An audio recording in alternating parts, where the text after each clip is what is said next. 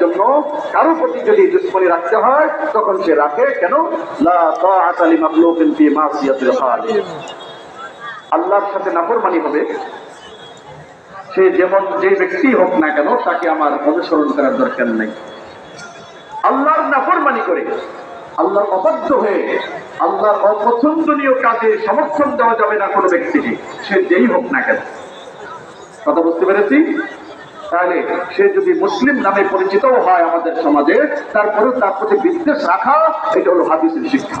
তার প্রতি মহব্বতের কোনো সম্পর্ক রাখা যাবে না, ভালোবাসার কোনো সম্পর্ক রাখা যাবে না, তাদের সাথে কোনো আদান প্রদান লেনদেন এবং তাদের সাথে বিয়ে শাদী ইত্যাদি করা কি হবে না, ইসলামী নিয়মে সঠিক হবে না।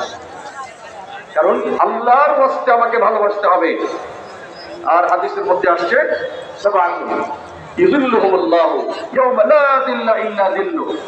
আল্লাহ তাআলা হাদিসে কুদসির মধ্যে আসছে, কিয়ামতের দিনে 7 ব্যক্তি আল্লাহ পাকের আরশে নিয়ে ছায়া পাবে। তাদের মধ্যে ওই 2 ব্যক্তিও ছায়া পাবে যেই 2 ব্যক্তি পরস্পরকে আল্লাহর জন্যই মহব্বত করেছিল, ভালোবেসেছিল।